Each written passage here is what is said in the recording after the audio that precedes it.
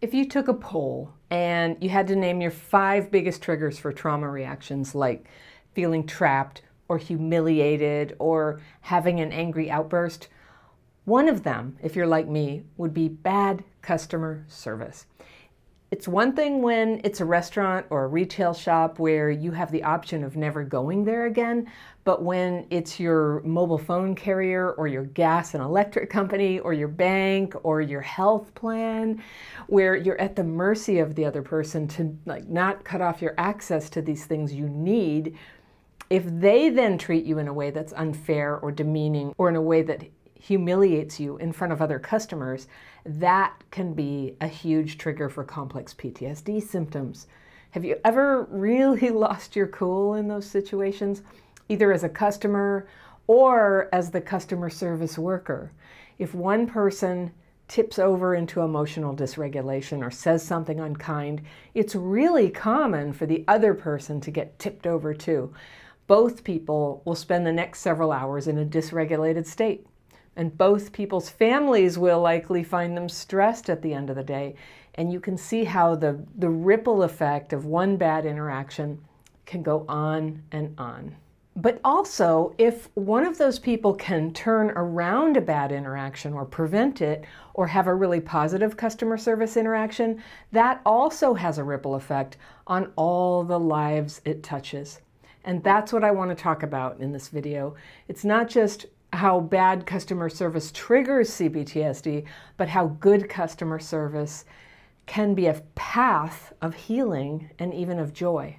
And I'm not exaggerating, a path of healing old traumas and bringing happiness and joy, even when you're just busy buying groceries, or even when you're in jobs that are considered menial. It doesn't always happen, but there are things you can do to tip it in the right direction. You want to talk about this? Now, why do I know about this stuff? A little known fact is 15 or 20 years ago, I used to be a customer service consultant, and I taught people how to transform customer service at the system level and at the level of one-to-one interactions. I loved this work. And before I ever made YouTube videos, and before I even knew the word for CPTSD, I was teaching some of these same principles that I teach on this channel. I was intuitively noticing trauma in people and how it affected them. And I was teaching about staying focused on the positive outcome that you want in an interaction and about noticing and calming your triggers. And I'd get brought in to lead a half-day workshop, usually with a clinic team or a phone support department. Usually it was a group of workers who had been getting a lot of complaints from customers. So talk about a tough crowd. I'd walk in, and in almost every case, I'd face a group of people who were pissed off. They were feeling blamed, they were feeling tired, and they were just like daring me with their eyes to prove to them that I wasn't just one more useless trainer. And I'll tell you, I think a lot of my students back then were traumatized on the job from being immersed in bad interactions. They were often in systems that generated a lot of frustration and disappointment in customers. And the people working with those customers were bearing the brunt of that customer anger. They were getting blamed, but they didn't feel like they had the power to change anything. And for anyone who's ever had a job with conditions like that, you know it just sucks the life out of you. Your trauma goes up like a lot of the time. And when I'd start my workshop, I'd say most people felt like victims of their customers. And I could see how things got to that point. They weren't crazy, but they did have the power to make a lot of those interactions go differently, even so. And I knew I couldn't just start teaching it. I couldn't just begin and go to this room full of defensive, burned out people. They'd never listen to me. So I'd start by asking people if they'd had a bad customer service experience recently. Basically everyone has. And I'd just invite anyone who wanted to tell us about it. And within 10 seconds, the first hand went up, and then another hand, and then another, and another, and another. Because you know what? Everyone has been hurt as a customer before. And the stories came out, and the emotions came out, and people were laughing, and then they were crying, and they were talking about ways that bad customer service had hurt them and humiliated them and affected every part of their life, their health, their families, their kids, their self-confidence.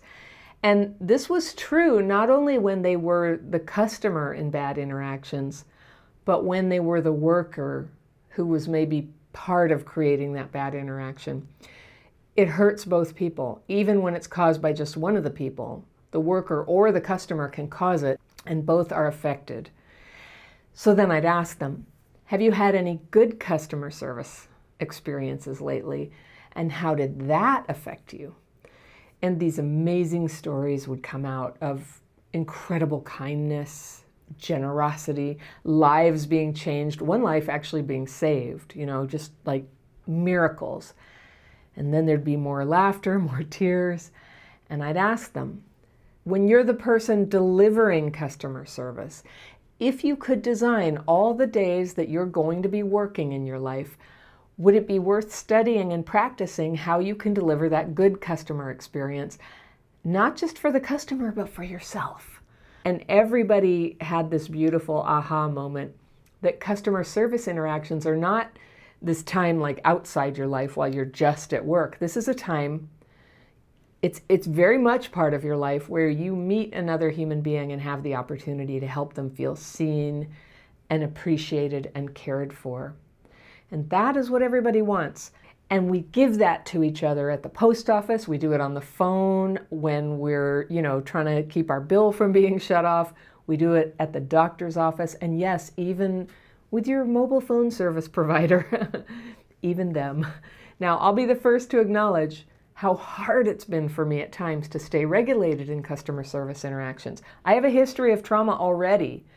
And that can make me feel really triggered when I get treated like I'm dumb, and when I'm trying to get a problem solved and they're ma'aming me, saying, ma'am, you're going to have to really calm down. Well, then I really can't calm down.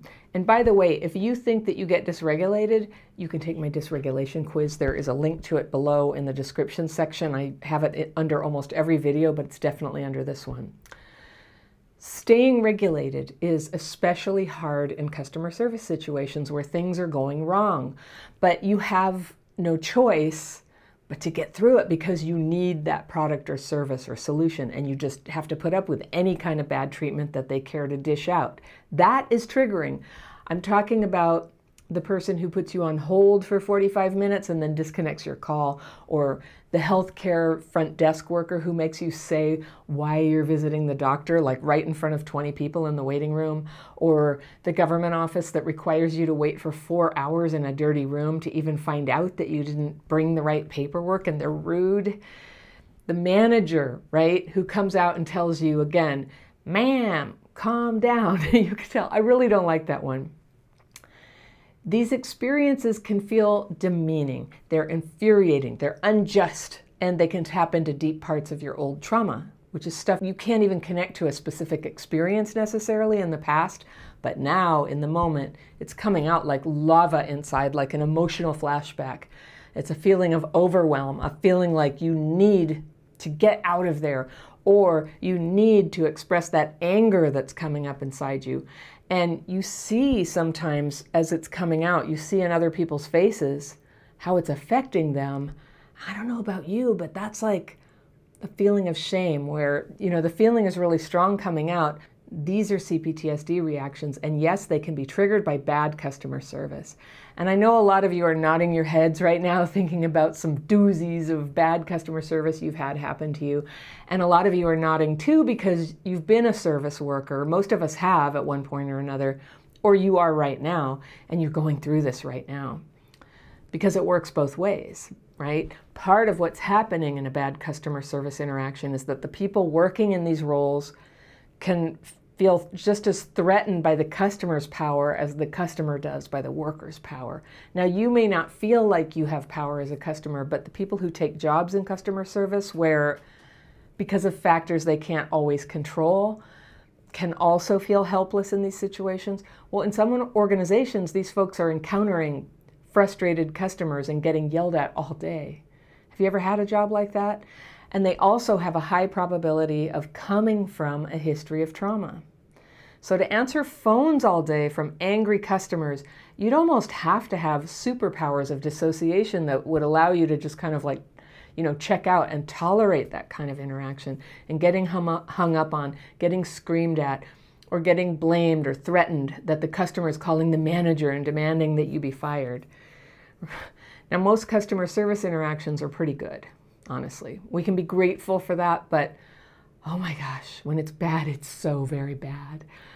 And if you have CPTSD, a bad interaction can trigger dysregulation in you that lasts, for hours or days sometimes. Like a really bad interaction could cost me 3 days. I wouldn't be able to work very well or focus. It'd be almost like being sick. And that happening, if you don't have any way to sort of change that or control it, it can hold you back. It can keep you down professionally and as a person. And I'm torn apart when I see that. So many people are carrying trauma. And when one person's trauma gets set off, it easily spreads to the other person, and then another and another. And we're more connected than we realize sometimes, for better or for worse. Our nervous systems, our hearts, our emotions can be so tender. So we protect ourselves. We fight, we put up a wall, and that's why customer service interactions can be like this horrible mosh pit of aggression. But they can also provide opportunities for extraordinary human kindness and connection. It sometimes only takes one person, could be the worker, could be the customer, to turn it around. And it's worth being that person, because why? Because even when you're on the phone with the gas company, even when you're at work at a job that's not so great, this is a day in your life. And no matter how trivial the task at hand is, there can be meaning in it because of the way that you're going to affect that other person who's there with you. Okay, so you ready for some tips? I'm going to start with 5 tips for workers, and then I'll give you 5 tips for customers. And it only takes one person, remember, sometimes, to shift a negative interaction into a more positive interaction. So for workers, number 1, make a welcoming statement. It's normally your role to acknowledge that a person has walked in the door or called you. So instead of saying, "Dr. Smith's office, this is Wanda, what's your ID number?" you can say, "Hello, thank you so much for holding. My name is Wanda, and I'm the front desk coordinator here. May I ask your name?" "Ah, Joseph Jacobs. What is it I can help you with today?" So, yes, that took a few seconds longer than the perfunctory greeting that the first thing was, but it puts the whole interaction on a more personal footing. And when people recognize they're talking to a fellow human, someone who could be their sister or their son or their mother or their friend, they're more likely to feel safe and to feel a responsibility to treat you with respect and kindness. All right, the second tip, and this isn't rocket science, but it's a simple step that you always want to follow, and that's to use friendly words and tone of voice. So if you go, "Hi, how can I help you?" it sounds different than, "Hi, how can I help you?" If you use friendly words and tone of voice every time, the whole interaction can go in a completely different direction than it might have gone. And that's what you want. Good, friendly, connected interactions that make workdays feel like real experiences that are part of your real life. The third tip is to demonstrate empathy. So if a customer says, "Hi, I'm calling because I'm supposed to have a 9 o'clock appointment there today, but my car won't start and now I'm running late," you could say, "Okay, what time will you be here?" But that's glossing over what the person just told you. So you can improve the interaction by acknowledging the problems that are mentioned, and problems are often why a customer service call or visit gets initiated, right? So when your customer says their car won't start and they'll be late for their appointment, you can first demonstrate empathy and say something like, "Oh no, that must be so stressful. Okay, let's figure out what we can do to make sure you still get seen today. Do you have a sense yet of how soon you can get here?" And that sounds better, right? So the fourth tip for workers is to put things in the positive. So if that caller says, "Well, I'm waiting for roadside assistance and they said they'd be here at 9:15 or so. I think maybe I'll be able to get there at 10 or so." Then your first reaction might be to say, "10? No, we won't have any appointments then. We're completely full." But even if you don't have any appointments, you can put things in the positive and say, "It might be hard to fit you in at 10, but I'll tell you what we can do. If it works for you, we can reschedule you the day after tomorrow." And then see how the answer was still no, but it was described in such a nice way, "I'll tell you what we can do," right?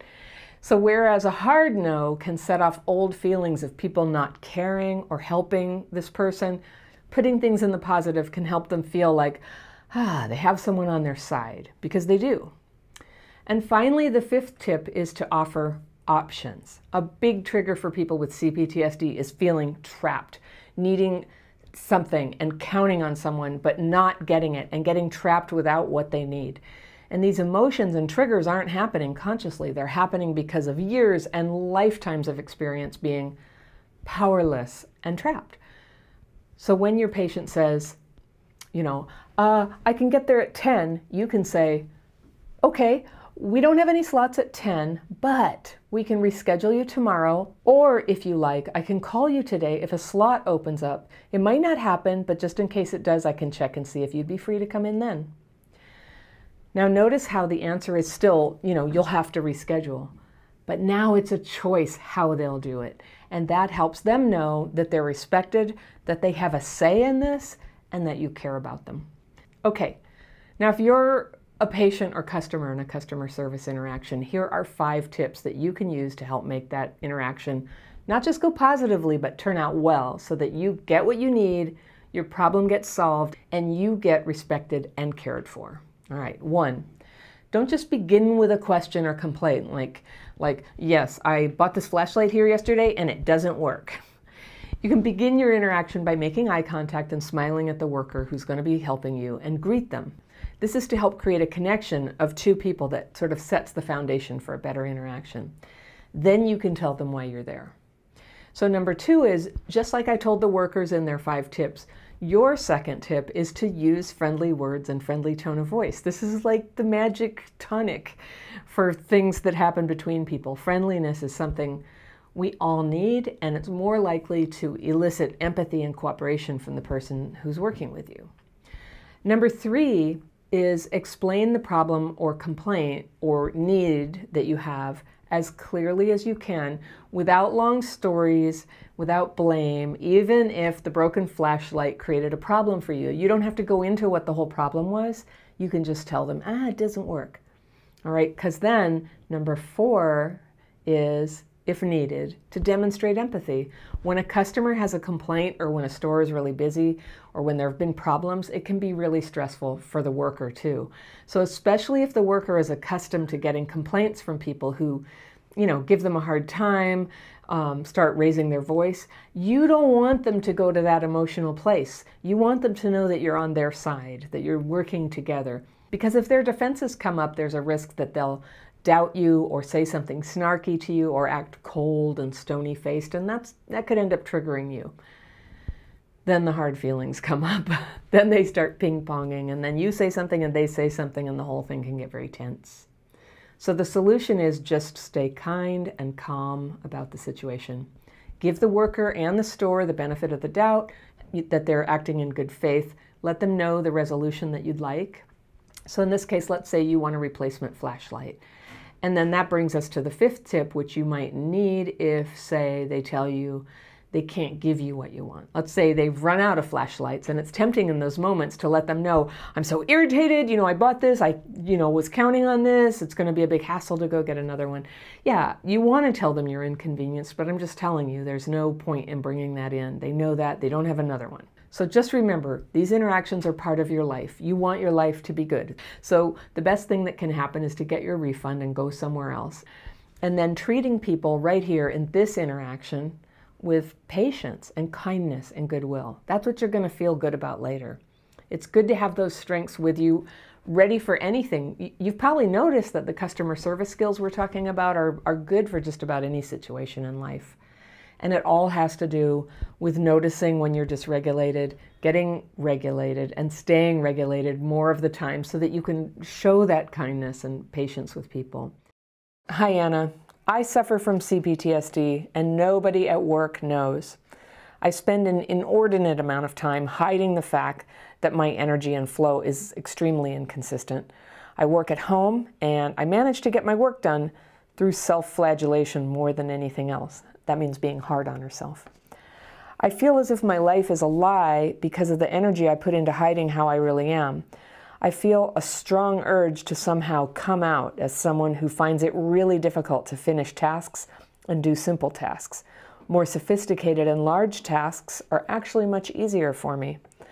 I think I could bear the humiliation of that, but I can't risk losing my job because I have 3 teenagers and 1 extra for the last year to raise as a single mother. I'm on a decent salary and I wouldn't be able to find anything else on that salary, I don't think. I feel stuck in this situation, every day a stressful repeat of the day before, forcing myself to do simple tasks in a way that nobody else notices, but quietly wishing that people would notice so I can confess even if I lose everything as a consequence. Is there a way out? Thank you, Sue. Sue, yes, there's a way out, and I'm here to help. I'm actually in awe of you for supporting you, your 3 kids, and another kid while you're working as a single mom.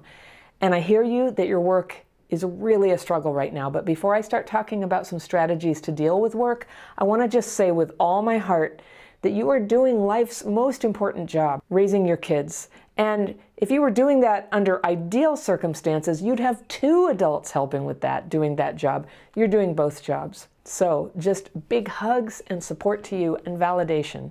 You made it this far. You're doing great. And I know because I spent many years in the same boat. But in my case, I just had 2 kids and their dad had them half the time. So it was much easier. And it was still very hard.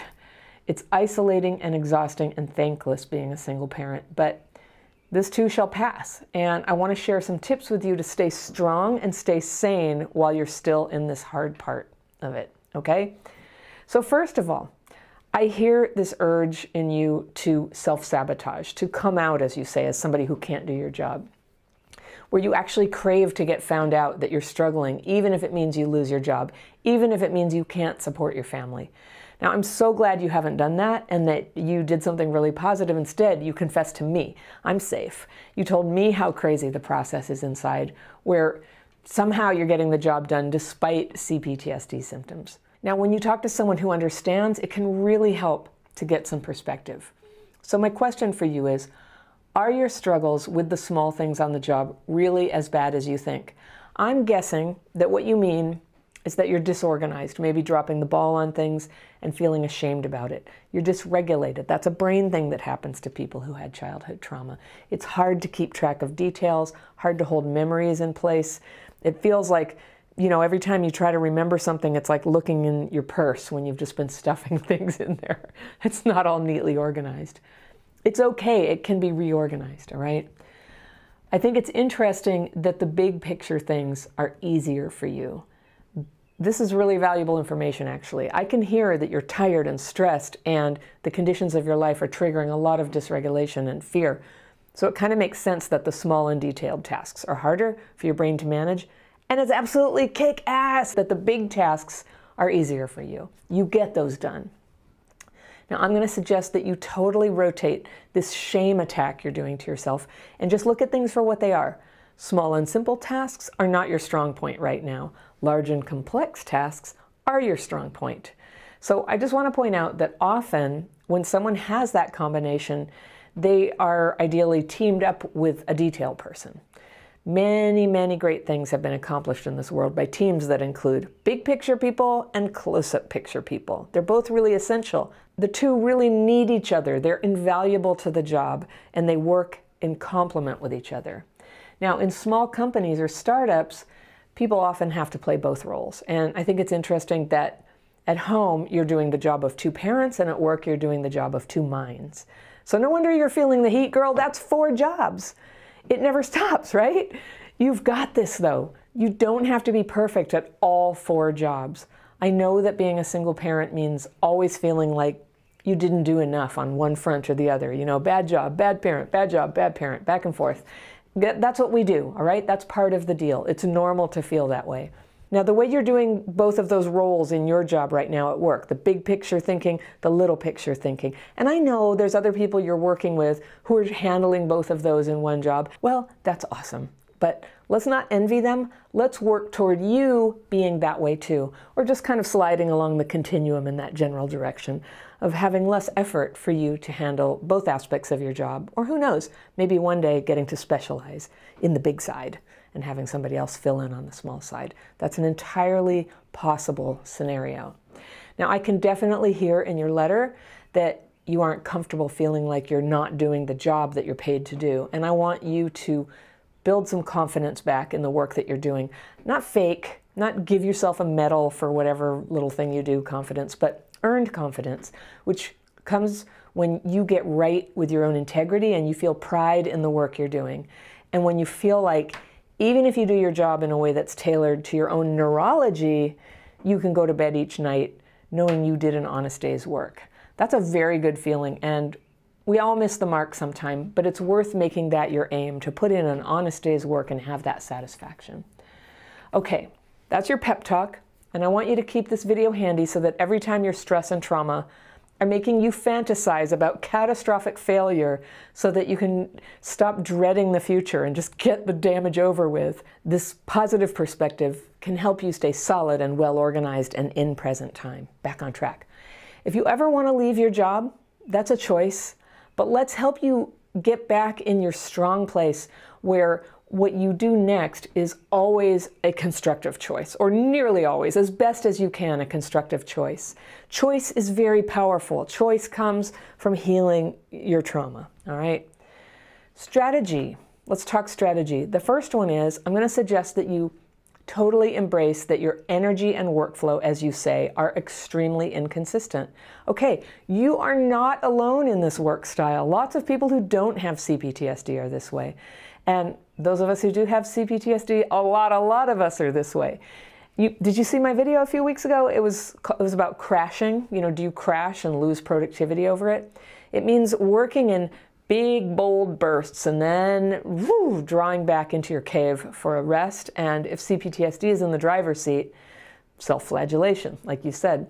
But you don't have to attack yourself for having this work style. It's a style. It's how you roll, all right? And a lot of workplaces are getting a lot more flexible about working. You know, they want your productivity. They will support you in doing it in the time and schedule that works. And I know that some jobs, like, you know, you have to be there for other people at certain hours. Okay, fair enough. But I will say, now that I'm self-employed, that's how I get to work, and it works really well for me. I have a little plugin that lets me write an email in the middle of the night and then schedule it to send at 7 in the morning, when actually I'm sitting there groggy and doing my writing and meditating and kind of getting my brain ready for the day. That's how I actually operate. But I like my emails to go out then, and by the time I come out of meditation, I'm getting responses from people. I'm like ready to roll. All right? It's normal for us and for a lot of people. Now, maybe this is causing problems for your employer, and if so, that could be a reason to talk to your employer and see about workarounds.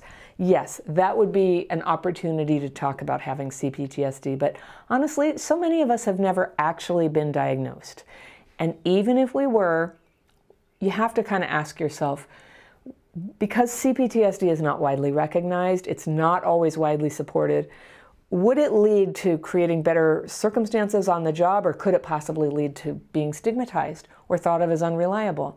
And so, you know, I leave that to your judgment for how to handle that. What you may be seeking is flexibility, support, accommodation. Maybe you need a quiet space, things like that. You can ask for that without outing yourself as having some sort of a, you know, disorder. In general, I favor doing all you can to support yourself and find workarounds before you decide to ask for accommodations that may or may not be available to you.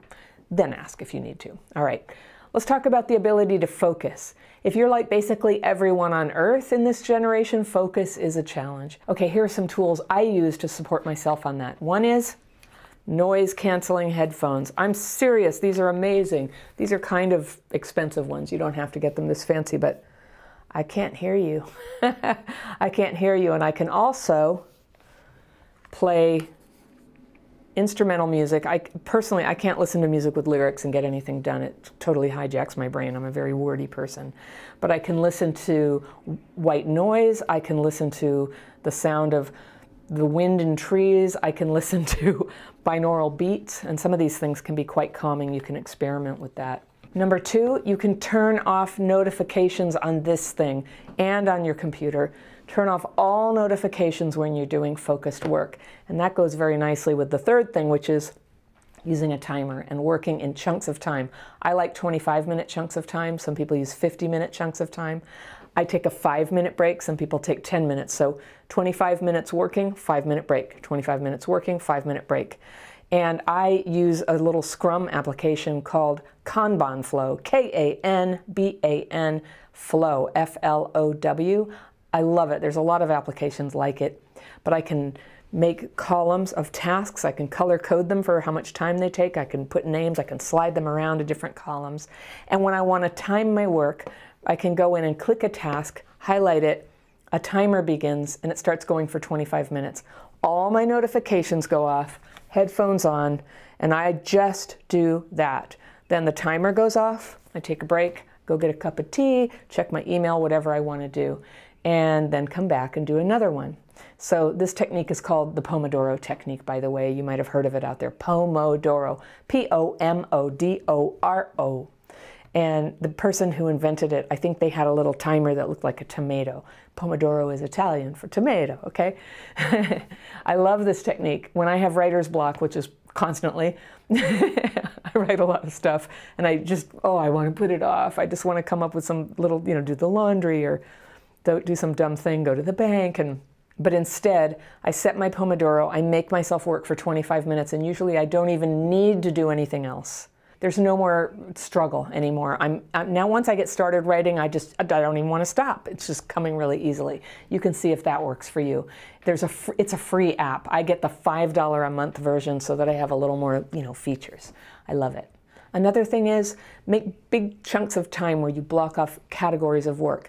For me, I have people-facing tasks, chunks of time, and then I have chunks of time where there are no people, no notifications, no email, no meetings. People time has to be like isolated off, because if I have to do content creation, I need like big stretches, 5 hours, 8 hours of like no interruption. Or I'll stop and do emails at little intervals.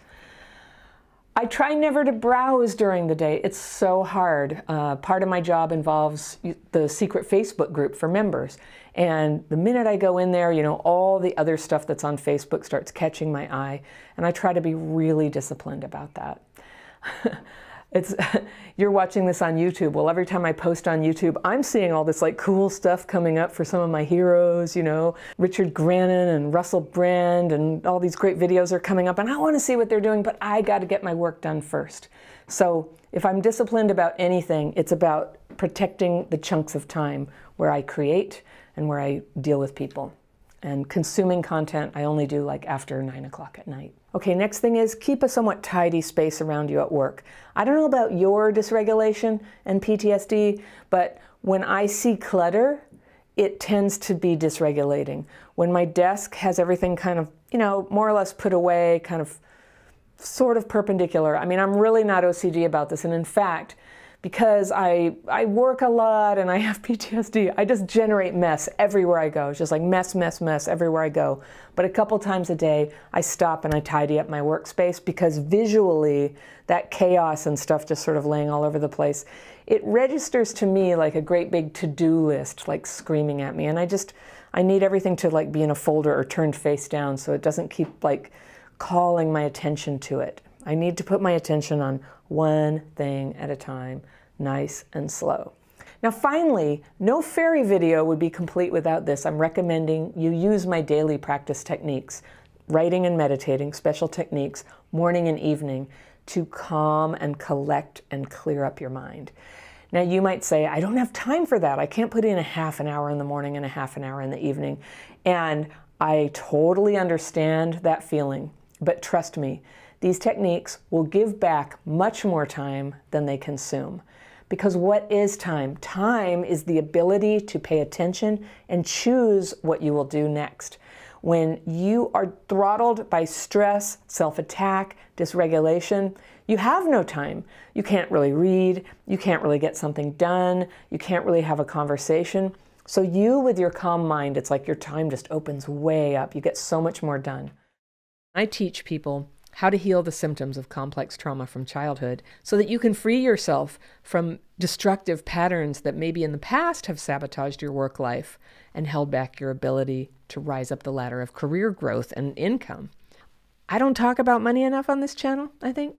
But as a person who grew up poor, I can tell you that a lack of money and fear around money can make you really vulnerable to more trauma in your life, because it can pressure you to take jobs that are miserable for you and to cling to bad relationships only because you can't afford to leave. Now, our careers bring security and choices into our lives, both very important when you're setting your life up for healing from the past. Your career is also one of the ways that you express yourself, what you are, who you are, what you bring to this world and to the people around you. And when this goes well, it is in itself healing for the wounds of your past trauma. I believe we need to develop and express these gifts. And when that's blocked, and that's exactly what PTSD can do, it's miserable. It's not just that you have all these symptoms, it's that you can't do what you're meant to do. And that is miserable. That's where you get the feeling that life is passing you by. Have you ever had that? When time is passing, but you're stuck outside of your life, it feels like, and the happiness you know you're capable of is like somewhere outside where you can't get to it. So that's a big part of healing from past trauma, getting your life back, becoming who you're meant to be, and doing work that serves the world and that's fulfilling to you. Doesn't that sound good?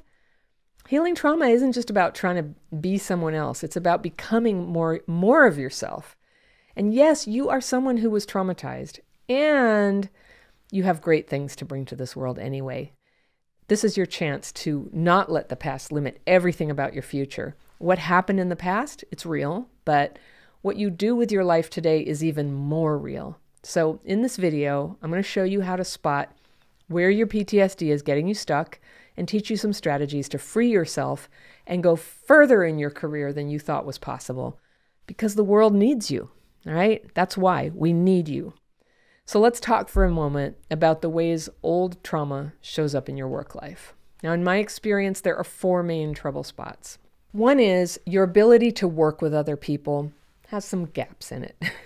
Some spots where you get triggered, especially around teams and your sense of belonging in them, and around bosses and either their authority over you or trying to get their approval of you. Am I right? Have you had this? If you grew up with abuse or neglect, these ordinary aspects of working with other people, they can be just so fraught and confusing. And that can lead to you wanting to avoid people and challenges that are important to getting where you're trying to go.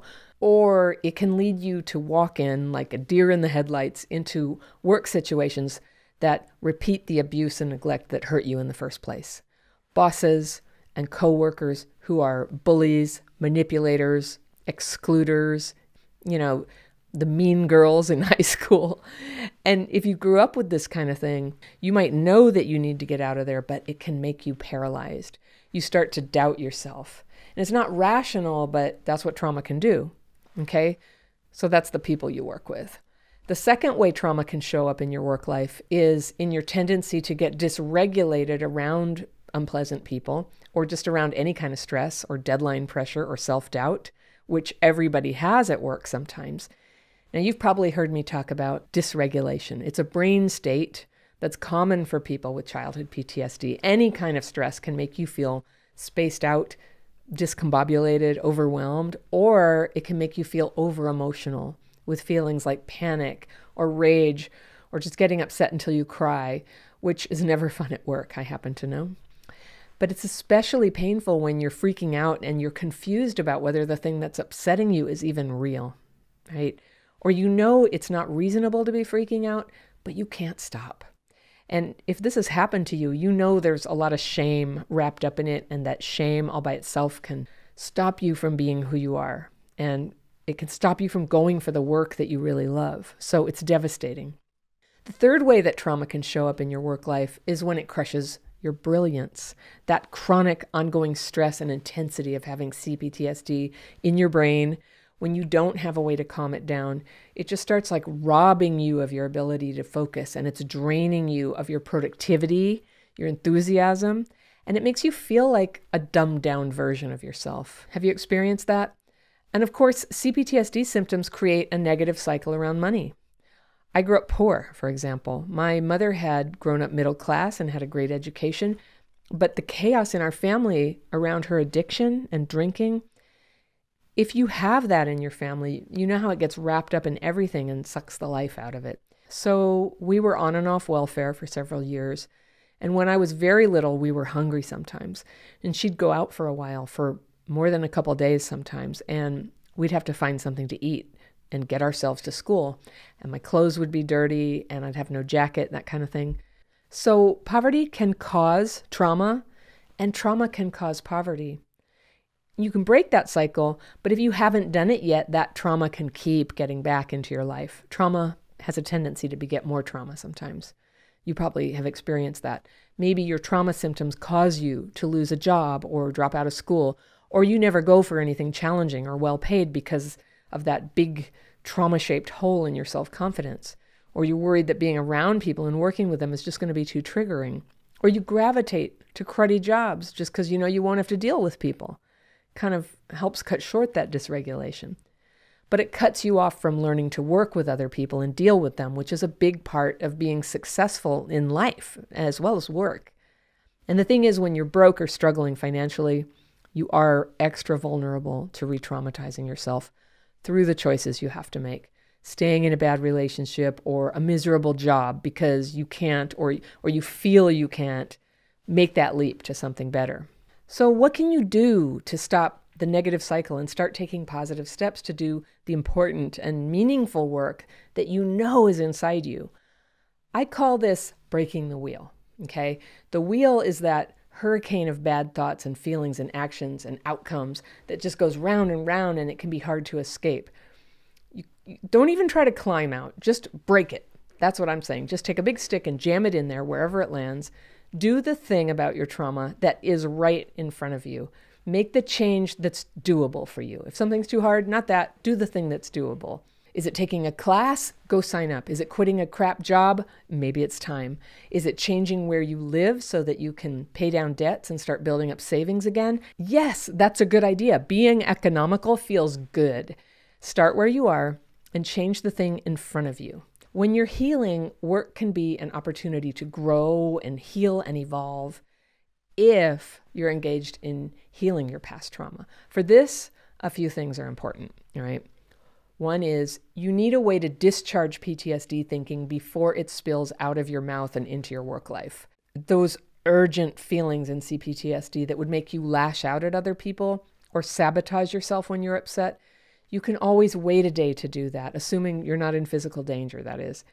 If you need techniques to get those thoughts and feelings out safely, I've got a link in the description section that you can follow for my free course. I'm always talking about it.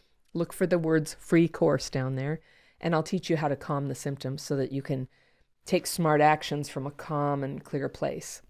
The second thing I really encourage you to give yourself for healing trauma is support.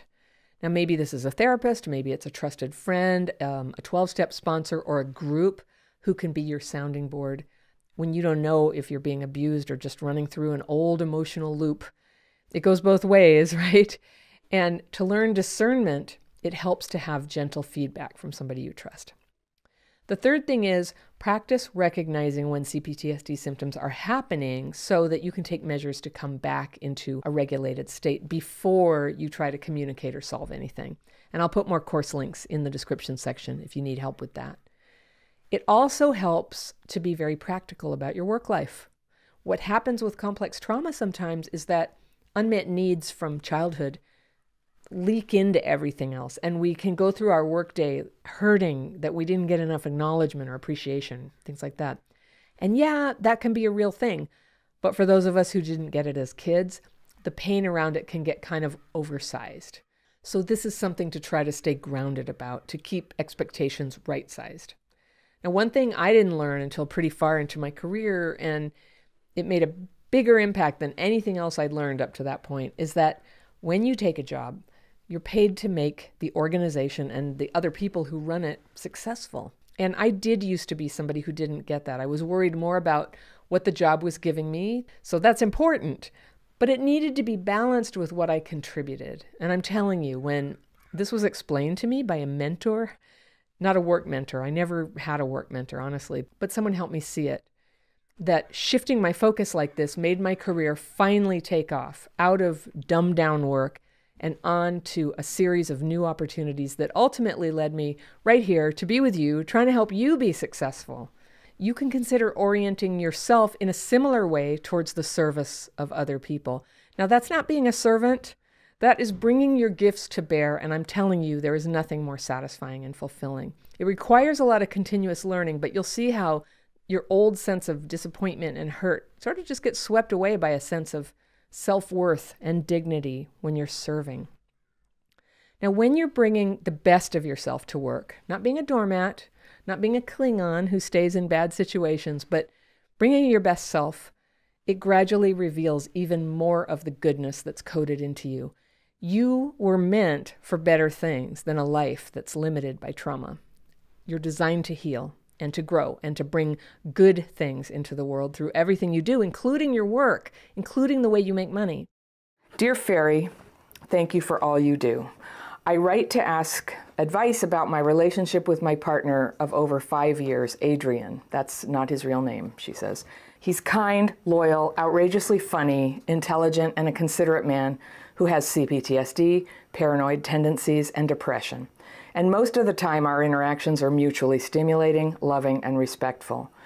We're both high-level musicians, and it is such a delight to make music together. However, at times, even when we have been having a positive interaction, his mood changes suddenly, and he can be defensive, judgmental, sulky, condescending, and downright trolling. Okay, got the fairy pencil. I'm going to just circle some stuff. I'm going to read all the way through Sandra's letter. Then I'll go back into a couple things I circled so we can talk about what's going on here and see if I can help. All right. The moodiness is often in response to a mild critique of an idea he has posited or something he is attached to. For clarity, my critiques are only of an idea, not of him or his taste. He has a first-class mind for poetry, music, philosophy, but more, he's a brilliant father. His daughter is 9 years old, and we have her half the time. We are both enrolled in PhD studies, and we understand the dialectical process. I appreciate the process and find Adrian's critique really valuable, but Adrian will hear the critique as shaming, a comment on his ineptitude, which it is absolutely not. I don't think I have CPTSD. My mom was Munchausen by proxy and probably had a personality disorder. She suffered terribly as a child and as a young adult. She's basically a sweet-natured lady who never grew past 13 emotionally. My biological father was denied contact with me after I was 4, and my mother married a decent man who became my dad. When I was 14, I became a heroin addict. I was a pretty unhappy kid and suppose I was easy pickings for unscrupulous men who I allowed to traffic me for sex. At 22, I got clean and got my girls back, 0 and 2 years old, who had been taken away by child services due to my negligence. There is more. I suppose the correct word is trauma, but I don't think of it as such. What I'm saying, right? I don't remember any of the difficult things of my past. I have found little value talking about it and can only conclude that life is complicated, but you have to crack on. I am lucky to be mostly resilient and able to appreciate the magnificence of nature, the sweetness, absurdity, and beauty of people, dogs, and art.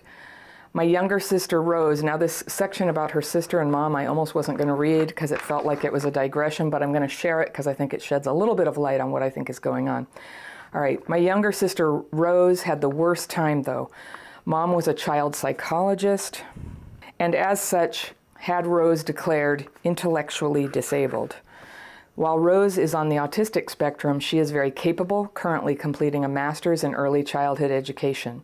Because I escaped Mom's stranglehold mid-teens, Rose became Mom's support and learned that her only value was in agreeing with Mom. In return, Mom gave Rose money, restaurant dinners, and let her stay in the other house, paying a quarter of rental market value. Now Rose has become an alcoholic and does not know how to articulate her emotions. perhaps because she was not encouraged or allowed to have any, only to validate mom's emotions. My dad, while a good and kind man, was largely excluded from having an opinion, disciplining or advising us as children because he was Indian and had experienced racism since he came to our country as a child. He felt unsure of his place and presumed mom knew what she was doing. But it was due to his support that I was able to recover, get my girls back, and to complete an undergrad and master's degree. In any case, I've been very skeptical, even cynical regarding CPTSD. Seeing people born into situations rife with poverty, abuse, and neglect made me distrustful of middle and upper class white people claiming that their comparatively privileged situation was abusive. It struck me as a probably unconscious way of gaining sympathy or some sort of concession. I suppose I compared Adrian's testimony with some of my own experiences, which most people would say was objectively much worse, and reasoned that sensitivity was probably much more to do with genetic differences than unpleasant but normal childhood experiences. One researcher defines trauma as brain indigestion, a neat way of acknowledging that trauma is at least to some degree subjective. Partly my lack of generosity is in dismissing Adrian's claims of CPTSD was frustration and sadness at his excessive self-focus and fragility, his casual attitude regarding the many ways I support him, for instance. I have his daughter a significant amount of the time so that he can play music at night. Not that that's a bother. She's a dear kid with a kind heart and lively intellect. Adrian's moodiness left me feeling unappreciated, so I broke it off about 5 months ago. I became sick and was basically bedbound for a month. Unasked, Adrian came over often to look after me, walk the dogs, cook, clean for over a month. I still loved him, but was resolved it could not work between us. Our communication was too disrespectful on both sides. I did not want to spend the next 2 or 5 or 30 years feeling resentful and fearful so much of the time. Even so, I knew we would always be friends, so I educated myself on CPTSD. I have since become much less ignorant. I think I understand Adrian much better now. Research allowed me to be more patient, not to take things personally. I see now that my dismissal of Adrian's experience was unkind and made him feel ashamed, to no good end. The daughter, the 9-year-old, would come over in that time too, and I worried that we were giving her mixed messages about relationships. Even so, we decided we would get back together provisionally and try and sort things out properly once my health was in order. And she says, I'm on a waiting list for an operation which will happen sometime in the next few months. I suppose we slipped back into a relationship anyway. Through researching CPTSD, I've found new strategies that have broken some of our problems. However, patience is not inexhaustible, and I've noticed that my old patterns of frustration are returning in response to his moodiness. I want to say the old things that never worked. Quit whining, grow up, just get over it, you're being a whinging baby, etc. I do the daily practice, and it helps. But as this problem involves both of us, I must either make peace with absorbing Adrian's excesses, crap fitting, or addressing it once and for all. He always apologizes, and sometimes I can see that what I said may have been insensitive, but the apologies seem redundant, as I don't think he will ever change. I'm willing to take responsibility for my part and understand that people have different ways of coping with past traumas. How do I keep my newfound equilibrium when Adrian becomes insecure or defensive? How can I make him understand that his moods are oppressive and exert an unfair power dynamic of control? That is, if I don't laugh at a joke, he might punish me by over-explaining in a superior tone. Or if I don't agree with him, he might become overly sarcastic or correct my grammar. Or if things have become awkward and I shut down because I do not know what to say in order to diffuse things, or because I'm trying to find a moderate way of explaining how his perception is not right, he might sulk or start trolling me, etc. How do I get him to participate in the project of mature dialogue when things are fraught? Okay, Sandra. All right, I think I can help. I don't know if you want to hear it. This is going to be one of my more tough love letters. When I introduced your letter, I said, I know what it's like to completely stuff down feelings and just get into controlling other people as a way to try to make reality how you want it. And in my opinion, that's what's going on here. Now, I don't doubt that this guy Adrian has his faults, he's difficult. A lot of people might feel irritated with his moods or whatever. But what troubles me about your letter is that you flat out expect that this is something that people can or ought to be able to control in other people. And so as I was reading your letter, it just, it reminded me of like Spock on Star Trek. Like so rational and so, annoyed that anything is not rational. And I don't know, I don't know what that is. It makes me wonder a little bit if you are neurodivergent in some way. And that could be why you have so much difficulty understanding why other people are affected by trauma and it just doesn't make sense to you. That is one explanation. I don't know, you don't mention that. You seem to feel really happy and satisfied with yourself, so I don't want to mess with that. You're happy and satisfied with yourself. I don't think it's right for you to be with somebody where you have criticisms this deep and to sort of demand that they change so that you're comfortable with them. It doesn't sound like something that can be fixed. But I want to go deeper with you because what I notice when you describe your family is that things were quite terrible. You compare yourself to other people who struggle. It's like, I had it much worse. So you know that you had it bad. The fact that you can't remember the traumatic events is very telling.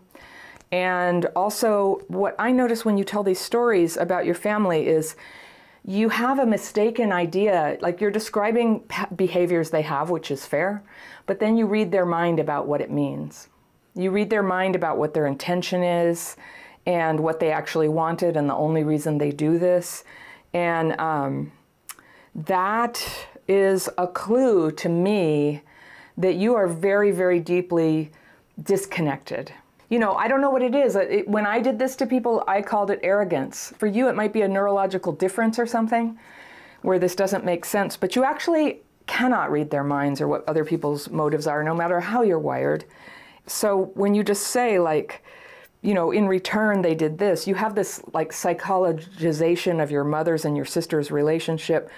And there are facts like gave her money, gave her restaurant dinner, let her stay in the house at quarter market value. Like I'm reading between the lines, you're resentful. You didn't get the same. You didn't get treated as well. You say now she's become an alcoholic, and that's fairly easy to detect in another person, and does not know how to articulate her emotions. No, you don't know that. And perhaps because she was not encouraged or allowed to have any emotions, she only validates your mother's. So that sort of clashes with your mother being only 13 years old emotionally. There's just like a lot of like diagnosis and judgment on the family here and how messed up they were. And your dad was not allowed to have an opinion. Well, that's not really true. Your dad decided not to express his opinions or to try to people please, whatever. We don't know. He knows. That's for him to know. But he was not disallowed to have an opinion. So that's mind reading. And that's sort of a high horse position. Like, I know why everybody does what they do. And here's what I'm calling you on. You're like really looking down on other people. And you're thinking like, I have it all together and these people are all messed up. And I just think that might be working for you now. But given what you've been through, like you were a heroin addict, I'm really curious about like, wait, you have 2 daughters. They were taken away from you at 0 and 2 years old. That's a grave trauma done to them, very grave. Now, you may have gotten off the drugs and gotten them back. I'm not hearing what I would expect to hear about some sort of sensitivity about how your actions have hurt others. So you sound like somebody who would be very, very hard to be with. Another thing you said was this thing about we understand the dialectical process. And the dialectical process is like an academic approach to when 2 people are bringing differing opinions together to work them out. And you appreciate it, and you like his critique, and you think it's valuable, but when he hears it as shaming, a comment on his ineptitude, which it isn't. You know what? I kind of believe Adrian on this one. Like that you call it that, the dialectical process in a relationship, and he hears it as shaming. Look, if he hears it as shaming, that's how it feels to him. And so that's what I want to call to your attention, Sandra. Is that when people feel shamed by what you're saying, then that's how it feels, all right? That's what it is. And I'm glad you educated yourself about CPTSD, but I just want to reassure you, like you've got the tip of the iceberg, you don't have it all cracked right now, or you're not cracking on. You read some books or some articles or watched some videos, you're using my daily practice, but you're still not really like experiencing it to, I think there's something that when you experience it, you can understand how trauma and when it hijacks the nervous system, it's not something that people are just like being lazy and not solving. That's not what it is. They're not just like failing to rise to the occasion. I think you get that. Your questions at the end, though, is how do I make him understand? How do I make him participate in this project of mature dialogue? And I think that you can't make people do anything. But if you did want to have mature dialogue with him, you've got to be sensitive to the fact that your criticisms make him feel ashamed. All right? That would just be like, for starters, to open your heart to your effect on other people. I read your letter. I relate to your frustrations. I think many relationships, some of the stuff you describe, like, my husband has some of those traits. I get frustrated with them, but it never would work if I would just be like, that's it, I'm frustrated with you, now change and be like me. That would never work. Like, everything that gets worked out through basically empathy, tuning in, being aware of how my frustration or criticism feels for him, and that, like all human beings, he doesn't listen very well unless there is some understanding there. I know I'm being really hard on you here, but I just think you're being hard on somebody else, and you asked. So one other thing was, when you separated from him, so you have some medical thing, and I don't know what it is, and it needed surgery, and maybe it has nothing to do with it, but I think it's interesting that when you broke it off and you went and lived somewhere else, you immediately got sick and unable to care for yourself. And I just gotta ask, do you think maybe that your trauma was, just unconsciously just pressing through? Because that's what it does. We somaticize our pain. You being alone in the world and having no one to look out for you, which is, okay, you had this dad. Okay, you didn't even say why your biological dad was not allowed to have contact with you after the age of 4. I assume it was abuse. Sickness is often a somaticization of, trauma that we haven't dealt with yet. And that sounds very woo-woo and touchy-feely, but there's just no way around it. We somaticize. The people who have been through a lot of childhood trauma have an extremely high rate of cancer, diabetes, heart disease, autoimmune disorders, reproductive disorders, chronic pain, and of course the usual suspects: depression, anxiety, difficulty with relationships. So these things happen. And then he came and took care of you, and you sort of, you didn't really consent to be back in a relationship, but you slid back in.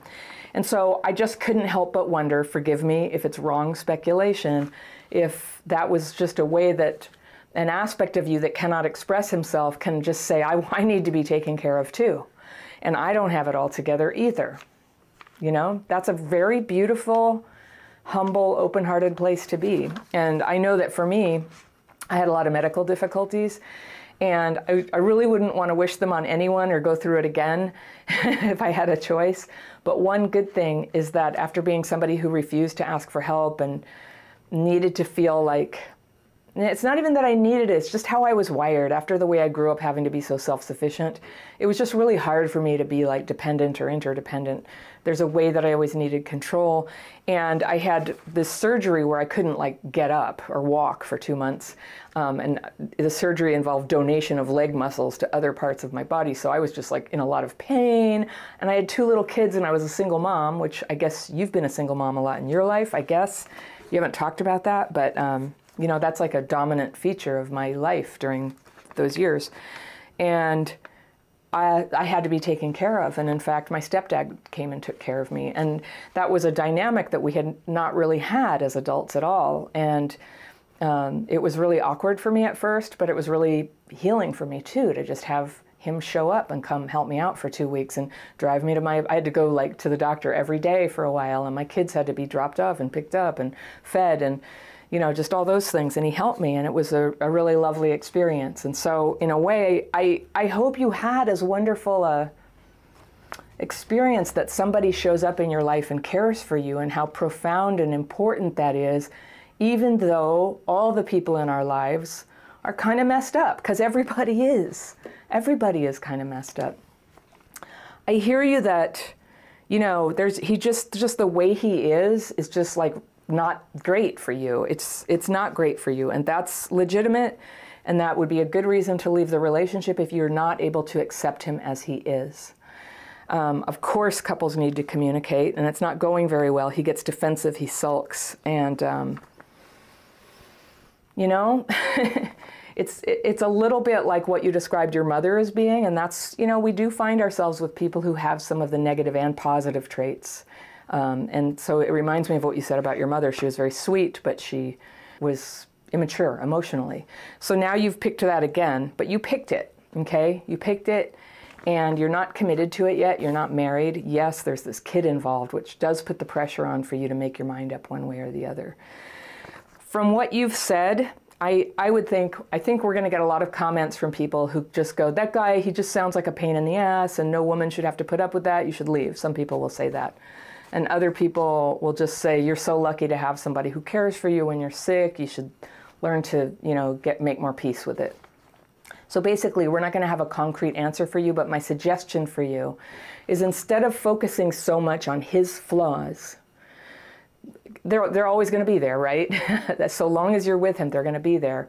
But see if you, every time you're thinking, oh, I'm so irritated with the way he is, see if you can redirect your attention to go, what's happening in me, and does this relate to my my strong act of being totally over my trauma and not having any weaknesses? Because I hear you have a lot of strengths, but I know you're human, and I know you have weaknesses. And your weaknesses and your vulnerabilities are the lovable things about you, not just the strengths. Take it from one who's had to, you know, work that trajectory. My strengths also became very unimpressive once my weaknesses got out of the bag. They didn't compensate for anything. You know, mainly I was just a person struggling, and that was not that, you know, attractive for other people. Luckily, there was a person here and there who would help me out in a pinch.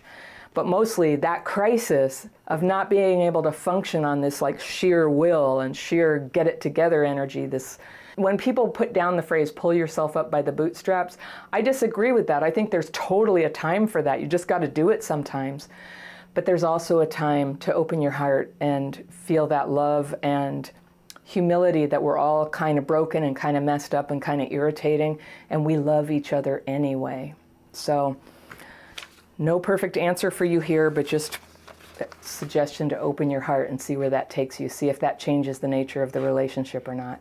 So with that, I want to give you high praise for getting off heroin, for surviving what happened to you as a kid, for getting a PhD, for living this life of culture and refinement and joyful engagement with the world. You know, really, like, you know, good on you. Good job. Good job. That is an example to the rest of us that it's possible. 3D though, girl. 3D, you know, all of it. All of it. The accomplishment, the will, the heart. I want to go back to work, but I'm even more frozen and stuck in bed, unable to go take care of myself. Please help doing the daily practice, sleeping better and getting along better with people. All right, Lily, paralysis is really hard. And I'm assuming it's because the outside world is so triggering that you can't really bear it, that you're having, that because you don't have an adequate way to self-regulate, that you're self-regulating by avoiding stimulus. And maybe you can put in the comments if that's true. And Harry, you can just tell me what Lily says, because it's a little hard for me to talk and read at the same time. Okay, yeah, tell me through my headphones, because there's so much here. So yeah, paralysis, that's, so yeah, Lily says that's true. Great. Okay, I see it now. So there's the task in front of you, is to learn self-regulation. I'm glad you're doing the daily practice, but Lily, do you have a buddy? Are you in a group? Are you on the Zoom calls? If you really need the daily practice, I'm going to really encourage you to get in here and be a member so that you can be in the Facebook community. And anybody can be on the Zoom calls, but there's deeper levels of connection for people who are members in here. And the reason it has to be through the membership is it's got to be vetted, because I'll be honest with you, there's people in the PTSD community, they're still messed up. They're horrible. You wouldn't believe the hate mail I get. You might see it sometimes before I get rid of it. They say terrible things, okay? And I don't want... Okay, good. Lily, come be a member. You can become a member on my website. There's a member tab. And so come check that out. So for anybody out there, when you're doing the daily practice, you can learn it by yourself, but after a certain point, you want to find other people to do it with. And what buddies do, buddies can read what they wrote to each other. You don't want to read that to just anybody. So if I've got a bunch of resentment at my husband, right? And we get resentful at the people closest to us. So that might be what's going on. If I just go read that to my next door neighbor and go, I'm resentful at my husband because I have fear. He's such an idiot, and fear he was never any good, and fear I'm better than him, and whatever the fears are, she's just going to go, wow, you think are you better than your husband? Is he an idiot? or she's going to project whatever her resentments are about men, right? Well, men are pigs. I got my mind. And none of that is helpful to me. I read to somebody who does this themselves, and it's for, I'm a straight woman, so it would be a woman. And somebody where there's not going to be any kind of romantic tension, and a trustworthy person who does this themselves. If they've been doing it longer than you, extra points. And if they've had exposure to people who have really been doing it deeply, extra points, so that you understand the philosophy. So we share this with another person just to have a witness, and they go, that's great. They encourage us. They go, that's so good. You're getting rid of that. Because what we're doing when we let our deep, dark thoughts get onto the paper is in essence, it's a confession. It's not a list. It's not an analysis. It's not a journal. It's not a journal. Not a journal. Journals are for recording and looking for patterns and analyzing. This is taking out the trash. We're just sweeping it out the door. And so my terrible thoughts about people, I have terrible thoughts about people. I'm such a misanthrope. And that's just life, right? And it's part of being human. And with CPTSD, it can be really vicious inside. We get it on paper so that we can be free of it. Now, lest you think, Lily, if you're holding back, and I don't know that you are, but just this is really common. If you're holding back because you're afraid that if you lose your resentment, you won't have boundaries. That's like the idea, but I have to resent my narcissistic mom or she's going to get back into my life. Not so. When you keep writing the resentment, you just get clearer about who you really are and what you really need and what you really want. You don't become just like a doormat. That's not what we're after here. We're becoming clear. It's more like becoming a Jedi. All right. Think of a Jedi. I think that's a common thing. We all understand what that is. A Jedi is someone who's really gotten free of their fear and resentment, and they're clear and solid, and they have that groundedness, right? And then when bad things happen, they have the Force. And that's what we have. That's what we have. So there's your analogy for that. There was something else I wanted to say to you about it. Okay, 2 things that go wrong in the daily practice that can hold it back from working. One is when you're writing your resentments, a lot of times, even though people have seen the video and the thing where I emphasize how to do this, they skip over that and they say, I don't know if my mom was a narcissist necessarily. She was an alcoholic, but I'm just going to say narcissistic mom. That's a very common problem. And just say, I'm resentful at my mom because she was a narcissist, No, you write, I'm resentful at my mom because I have fear she was a narcissist. Fear her behavior really hurt me. Fear she did this. Fear she did that. Fear it really hurt me.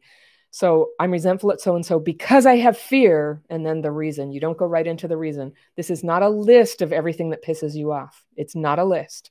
It's a confession that you have fear that's driving you to be resentful about stuff that happened way back in the past, and makes you spin and keeps you locked into being at the effect of it. So you're going to release the hold of that lock. You still have choices about it, but you're not locked into it. You're not spinning. You're not pressed down from being yourself or getting out of bed by it anymore. So the fear that you're going to get triggered, it might be realistic. You might be getting triggered. And that's where we bring in titration. All right. Everybody who's gotten so triggered that they can't really cope anymore, it's time to start giving yourself tiny little measures. So titration is where you give a little bit of medicine. You can't give it all at once or it'll cause a terrible reaction. Little bit, the immune system copes. Little bit of medicine, immune system copes. Little bit. You keep seeing how it goes and then add more. And that's what we do with connecting with people in the world and getting out of bed. But getting out of bed, literally what that requires is what I call power. All right. It takes power to get out of the bed. So when we sign off from the daily practice, that's why you see the 2 elements. You want to know what your next steps are, but you also are asking for power to do those next steps. It takes power to get up out of bed. It takes power to brush your teeth. You know you should get out of bed and brush your teeth, but you don't necessarily have the power to do it. So it's 2 steps. You need to know what to do, and you need power. And through the daily practice, and especially if you can just allow that there is a river of goodness, let's call it good, all right? If you're a God person, call it God. If you're not a God person, let's call it the good with a capital G. The good is a warm, lovely river that carries us along, and we stop fighting. We can start just flowing in the river with less fear and resentment. Fear and resentment has us holding on to the sides. I can't do it. I can't get in. But we can do it. We can do it when we know how to have boundaries against bad things and re-regulate ourselves when things go awry, which they do. So that's what it takes. And to this day, you know, some stuff is really hard for me, or it hits me by surprise. But I just always know what to do. So everywhere I go, I have these with me. I get these little small ones that fit into my purse. And I have them in the glove compartment of my car, and they're in every room of the house, and there's pens everywhere. And most of the people in my family do it. And sometimes if I'm bitchy with my family, they will say, you know, I think you need to write your fears and resentments. And that's helpful too. It's helpful when other people are around you. Okay, but that said, don't get all hopeful that everybody around you is going to do it just because you do it. And don't push it. Most people won't do it. They don't need to. And for reasons we don't understand, they just aren't going to.